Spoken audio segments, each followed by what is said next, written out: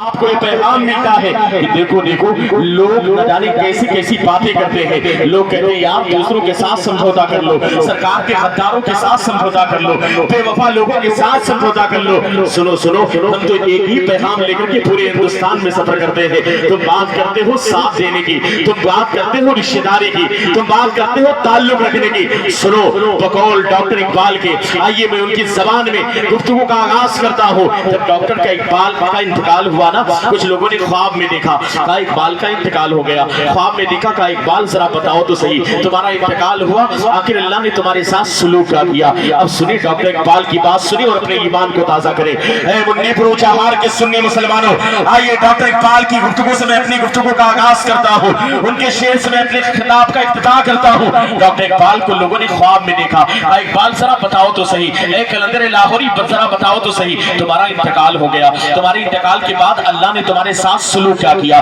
وہ کلندر لاہوری, وہ ڈاکٹر اقبال, قسم خدا کے ایک ایک لفظ جو 100 سال پہلے لکھا تھا آج ہماری نگاہوں کے سامنے ہے. اس کلندر لاہوری نے بہت پہلے کہا تھا, مسجد تو بنا لی شب بھر میں, ایمان کی حرارت والوں نے, من اپنا پرانا پاپی تھا برسوں میں نمازی بن نہ سکا. ڈاکٹر اقبال نے بہت پہلے کہا تھا, فلسفہ رہ گیا تلقین غزالی نہ رہی, آپ کو انداز بدل گیا ہے, رہ گئی رسم ازا روح بلالی نہ رہی. یہ ڈاکٹر اقبال نے 100 سال پہلے کہا تھا, لیکن آج ایک ایک لفظ ہماری نگاہوں کے سامنے ہے.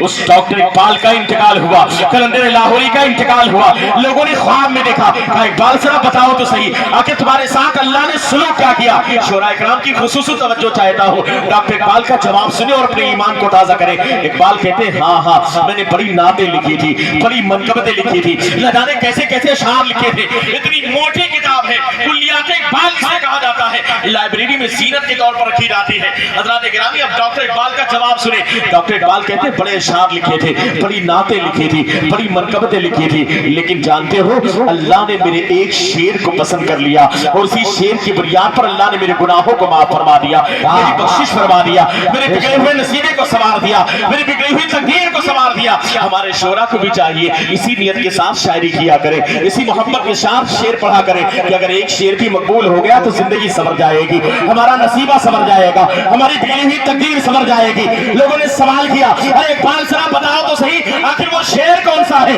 جس کی بنیاد پر تمہارا بگڑا ہوا نصیبہ سنور گیا, جس کی بنیاد پر تمہاری بگڑی ہوئی تقدیر سنور گئی, جس کی بنیاد پر اللہ نے تمہارے گناہوں کو معاف فرما دیا. اقبال کہتے ہیں سنو, جس کی بنیاد پر اللہ نے میرے گناہوں کو معاف فرما دیا, میری بگڑی ہوئی تقدیر سنور گئی, وہ شعر یہ ہے کہ محمد سے وفا, کہ محمد سے وفا تو نے تو ہم دے ہیں, یہ جہاں چیز ہے کیا لوہو قلم پہ.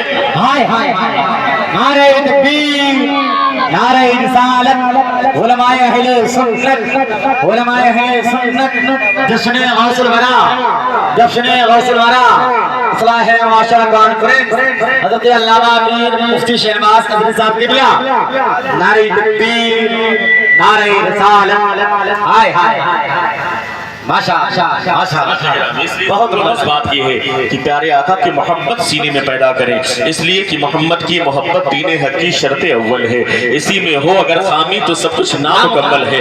اگر پیارے آقا کی محبت نہیں تو کوئی چیز کام میں نہیں آئے گی, کوئی عبادت بھی کام میں نہیں آئے گی. اس لیے کہ اللہ کی سرتابہ قدم شان ہے یہ, انسان نہیں انسان وہ انسان ہے یہ. قرآن تو ایمان بتاتا ہے, ایمان یہ کہتا ہے میری جان ہے, یہ جانے ایمان کی بات ہے. حضرات گرامی توجہ کے ساتھ آپ سننا, ہو سکتا ہے کہ آپ کے علاقے کا کوئی بندہ ہو جو باہر چلا جائے, کمانے کی غرض سے چلا جائے. لوگ جاتے ہیں نا بھائی, کوئی سعودی چلا جاتا ہے, کوئی دبئی جاتا ہے, یہاں کے لوگ بھی جاتے ہوں گے, آس پاس کے لوگ جاتے ہیں. نہیں جائیں گے تو ممبئی تو جائیں گے, بھیونڈی ممبئی گجرات چلے جاتے ہیں. جب باہر جاتے ہیں لوگ, خاص طور سے دبئی چلے گئے, سعودی چلے گئے, واپس آنے کے بعد پھر ان لوگوں کا دماغ خراب ہو رہا ہے, چونکہ صحبت کا اثر پڑتا ہے. آنے کے بعد کہتے ہیں یار مندی پور میں تم اتنے دن سے جشن غوث الورا مناتے ہو, ہم تو سعودی میں تھے, وہاں تو منائے نہیں, وہاں تو غوث پاک کا جشن نہیں ہوتا, وہاں تو صلاۃ و سلام نہیں پڑھا جاتا. اب اس طرح کی بات لوگ کرنے لگتے ہیں. اگر ہم سے کوئی کہے گا تو ہم جواب دیں گے, ان علماء اکرام سے, ائمہ اکرام سے کوئی کہے گا تو یہ قرآن کی روشنی میں جواب دیں گے, علماء اکرام سے کوئی سوال کرے گا تو حدیث کی روشنی میں جواب دیں گے, نہیں دیں گے.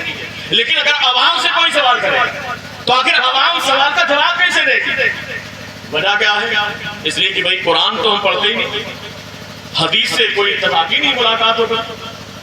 قرآن کا معاملہ تو یہ ہے کہ پڑوسی ملک کے ایک صاحب تھے، وہ جانتے کیا کہنے لگے، انہوں نے اپنے اسٹوڈنٹ سے کہا کلاس میں کہ دیکھو ہمارے اسکول میں ایک لائبریری بنائی ہے، لائبریری میں کچھ کتابوں کی ضرورت ہے، ایسا کرنا تم لوگ جب گھر جانا کل تو ایک کام کرنا، تمہارے گھروں میں جو کتابیں نہیں پڑھی جاتی وہ کتاب لے کر کے آنا، لائبریری میں رکھ دینا تاکہ لوگ اسے پڑھیں گے، فائدہ اٹھائیں۔ بچوں نے کہا ٹھیک ہے۔ دوسرا دن ہوا، بچے واپس آئے، کلاس ہوا، ٹیچر آئے، کہا کہ بھائی کتاب لاؤ، جو کتاب تمہارے گھر میں نہ پڑھی جاتی۔ ایک بیٹا آگے بڑھا، اسٹوڈنٹ آگے بڑھا، اس نے کتاب پیش کیا ٹیچر کی۔ جب ٹیچر نے کتاب لیا نا، دیکھا کھول کر کے دوسری کوئی کتاب نہیں بلکہ قرآن۔ اللہ اکبر، قرآن پاک۔ دوسرے اسٹوڈنٹ کی باری آئی، کہا تم بھی لاؤ وہ کتاب جو نہیں پڑھی جاتی، اس نے لا کر کے پیش کیا، وہ کتاب کوئی دوسری کتاب نہیں تھی، وہ بھی قرآن پاک۔ ایڈیشن چینج تھا، نقشہ چینج تھا، سائز چھوٹا بڑا تھا، لیکن کتاب وہی تھی۔ تیسرے اسٹوڈنٹ نے دیا قرآن پاک، چوتھے نے دیا قرآن پاک۔ استاد نے سر پکڑ لیا، کہا میں نے کہا تھا جو کتاب تمہارے گھر میں نہ پڑھی جاتی وہ کتاب لا کر کے دو تاکہ اسے لائبریری میں رکھ دیا جائے، لوگ پڑھیں، فائدہ اٹھائیں۔ بچوں نے ایک زبان کہا تھا، سر میرے استاذ میرے ٹیچر، یہی وہ کتاب ہمارے گھر میں ہے جسے نہیں پڑھا جاتا۔ نہیں پڑھتے۔ اگر آپ اپنا جائزہ لیں، ہم اپنا جائزہ لیں تو ہمارے گھروں کا حال بھی کچھ ایسا ہی ہے۔ قرآن کھلے گا کب کھلے گا؟ جب کوئی مر جائے گا تب قرآن کھولا جائے گا، جب کسی کا انتقال ہو جائے گا تب قرآن کھولا جائے گا۔ اگر رمضان نہ آئے تو یہ عورتوں کی مہربانی ہے کہ رمضان میں قرآن کھول لیا جائے، اور پھر رمضان کے بعد ان عورتوں کا حال بھی ایسا ہوتا ہے، اللہ ماشاءاللہ کچھ پڑھتی ہیں، نہیں تو معلوم پڑھا بھی شروع ہو جائے وہ لوگ، کچھ پڑھنے والی پڑھتی ہیں، لیکن زیادہ تر معاملہ کیا، رمضان ہوا تو اس کو جزدان میں لپیٹا، اتنی اونچائی پر رکھ دیا کہ پھر اگلے سال رمضان ہی میں نیچے اتارنا۔ حضرات گرامی یاد رکھنا، دو لفظ کو سینے میں بسا لو تو بنے باپ، تاکوں پہ سجانے کو یہ قرآن ہے۔ قرآن پڑھنے کے لیے، صرف قرآن برکت کے لیے نہیں ہے، ثواب کے لیے نہیں ہے، بلکہ معاشرے میں پھیلی ہوئی برائیوں کا علاج قرآن کے اندر موجود ہے۔ اگر تم سیاست میں پیچھے ہو تو سیاست کا حل قرآن میں موجود ہے، اگر روزگار کے اعتبار سے تم کمزور ہو تو اس میں ترقی کے اسباب قرآن میں موجود ہے، اگر تمہارے اندر کوئی معاشرے میں پریشانی ہے ان پریشانیوں کا علاج قرآن میں موجود ہے۔ ہر چیز کا روشن بیان قرآن میں موجود ہے۔ اللہ فرماتا ہے وَلَا رَطْبٍ وَلَا يَابِسٍ إِلَّا فِي كِتَابٍ مُبِينٍ، دنیا میں کوئی تر چیز نہیں، کوئی خشک چیز نہیں، مگر اس کا بیان ایک کھلی ہوئی کتاب میں موجود، اور وہ کھلی ہوئی کتاب کون سی ہے؟ قرآن پاک۔ ہر چیز کا بیان قرآن میں ہے، لیکن حضرات گرامی ہمیں احساس نہیں ہوتا۔ قرآن پڑھیں گے اور قرآن کے بارے میں تو اللہ کے رسول ارشاد فرماتے ہیں صلی اللہ تعالی علیہ وسلم، خیرکم من تعلم القرآن وعلمہ، تم میں سب سے بہترین انسان وہ انسان ہے جو خود قرآن سیکھے اور دوسروں کو قرآن پڑھنا سکھائے۔ اس لیے حضرات گرامی ہم قرآن پڑھیں گے، دلیل ہم دیں گے قرآن سے۔ کوئی پوچھے گا صلاۃ و سلام کیوں پڑھتے ہو، تو دلیل ہم دیں گے قرآن سے، علماء دیں گے حدیث سے۔ لیکن اگر آپ سے کوئی پوچھے گا تو جواب کیا دیں گے؟ آپ کے لیے یہی محفل ہے، اس محفل میں آیا کریں، سیکھا کریں۔ اگر کوئی اعتراض کرے، باہر سے آنے کے بعد ہو سکتا ہے کوئی بہروپیہ مل جائے یا ڈگر پھرنے والا ملے اور یہ کہے صلاۃ و سلام پڑھتے کیوں ہو، یہ لکھا کہاں پر ہے؟ تو کہنا ارے ظالم تجھے پتا کیا ہے، اگرچہ میں نے قرآن سے سادہ تفسیر یا ترجمے نہیں پڑھے، حدیث پاک کو میں نے نہیں پڑھا، لیکن ہاں ہر سال ہونے والی جشن غوث الورا میں نے شرکت کیا ہے، میں نے اس کانفرنس میں شرکت کیا ہے، میں نے میلاد شریف کی محفل میں شرکت کیا ہے۔ وہاں پر علماء کرام نے آنے کے بعد جو بچپن میں ہمیں سکھایا ہے، یا مسجد کے امام نے، مکتب کے مدرس نے ہمیں سکھایا ہے، وہ ہم نے باقاعدہ اپنی ماں کے دودھ کے ساتھ ساتھ عشق رسول کو گھٹی میں پیا ہے، اور ہم نے یہ چیز سیکھی ہے۔ تو پوچھتا ہے صلاۃ و سلام لکھا کہاں ہے؟ ہمیں بریلی کی زبان میں خلیفہ اعلیٰ حضرت علامہ جمیل قادری ارشاد فرماتے ہیں، اے شہنشاہ مدینہ الصلاۃ والسلام زینت عرش مولا، یہ ہم نے سیکھا ہے، بچپن میں ہم نے صلاۃ و سلام پڑھنا سیکھ لیا۔ ہو سکتا ہے تم سے کوئی کہے یار یہ صلاۃ و سلام طریقہ کس کا ہے، یہ کام کس کا ہے، یہ کون لوگ کام کرتے ہیں، یہ کن لوگوں کا طریقہ ہے، کون سی وہ جماعت ہے جو یہ کام کرتی ہے؟ وہ کہے گا یار مجھے روایتیں نہیں پتا ہے، مجھے دلیلیں نہیں پتا ہے، لیکن ہاں میں نے پروگرام میں شرکت کی ہے، میں میلاد شریف میں گیا ہوں، میں نے علماء کرام کے قدموں میں بیٹھ کر کے باقاعدہ بچپن میں یہ چیز سیکھی ہے۔ تم کہتے ہو کون سی جماعت ہے، کون سے لوگ پڑھنے والے ہیں، ہمیں آواز بریلی سے آتی ہے، جمیل قادری بول پڑے، تم جاننا چاہتے ہو کس جماعت کا یہ طریقہ ہے، کون سے لوگ ہیں؟ ارے سنو، حضرت آدم سے لے کر حضرت عیسیٰ تک سارے نبیوں نے پڑھا ہے ہائے ہائے ہائے زندہ باد ماشاء الصلاۃ والسلام.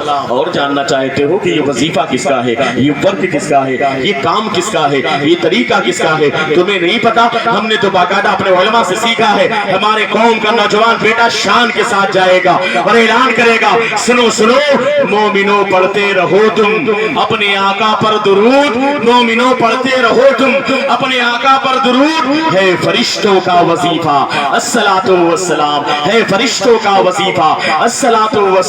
اور ہمارے تو دل میں بھی نبی نبی ہے, ہماری زبان پر بھی نبی نبی ہے. پیارے آقا سے ہمیں بڑی محبت ہے. ارے یار, پیارے آقا کے نام پر تو اپنی جان بھی قربان کرنے کے لیے تیار رہتے ہیں. یہ تو باقاعدہ عام مسلمان ہے, اس کے اندر بھی اتنا ایمان ہے کہ آج پیارے آقا کے نام پر اپنی جان کو قربان کرنے کے لیے بھی تیار ہے. یہ الگ بات ہے لوگ اعتراض کرتے ہیں, یہ الگ بات ہے لوگ دھمکیاں دیتے ہیں. دیکھو پیارے آقا کے نام پر باہر مت نکلنا, پیارے آقا کے ناموس پر پہرا دینے کی کوشش مت کرنا, پیارے آقا کی شان پر حملے ہو تو خاموش ہو جانا. اس طرح کی باتیں کی جاتی ہے. اور اگر کوئی باہر نکلتا ہے تو اس پر اعتراض کیا جاتا ہے. اگر کوئی آئل محمد کا نعرہ لگاتا ہے تو اس پر اعتراض کیا جاتا ہے. اس سے کہا جاتا ہے تمہیں جیل کی سلاخوں کے پیچھے ڈال دیا جائے گا, تمہاری جائیداد پر قبضہ کر لیا جائے گا, تمہارے بینک بیلنس پر قبضہ کر لیا جائے گا, تمہیں موت کی گھاٹ اتار دیا جائے گا, تمہارے گھر کو بلڈوزر کے ذریعے گرا دیا جائے گا. لیکن قسم خدا کی یاد رکھنا, جو دیوانہ ہوتا ہے, دیوانہ بریلی کا ماننے والا, بزرگوں کا چاہنے والا, شان کے ساتھ میدان میں اترتا ہے اور اعلان کرتا ہے, ارے ظالم تجھے پتا کیا ہے, تمہارے ایمان کا امتحان نہ لے. اگر بات پیارے آقا کی شان کی آئے گی, اگر بات پیارے آقا کے ناموس کی آئے گی, اگر بات پیارے آقا کی عزت کی آئے گی, تو ہماری قوم کا ایک ایک بچہ میدان میں اترے گا اور شان کے ساتھ رہے گا. جو جان مانگو تو جان دیں گے, جو مال مانگو تو مال دیں گے, مگر یہ ہم سے نہ ہو سکے گا. نبی کا جاہو جلال. ہائے ہائے ہائے ہائے ہائے ہائے زندہ باد زندہ باد. نعرہ تکبیر, نعرہ رسالت. علماء اہل سنت جشن غوث الورا, جشن غوث الورا حضرت علامہ مفتی شہنواز بھائی عزری صاحب قبلہ, حضرت علامہ مفتی شہنواز عزری صاحب قبلہ. نعرہ تکبیر, نعرہ رسالت. حضرات گرامی, جان دی ہوئی اسی کی تھی. حق تو یہ ہے کہ حق ادا نہ ہوا. اگر اس راستے میں ہماری جان قربان ہو جائے تو اس سے بڑھ کر کے ہمارے لیے کیا ہوگا.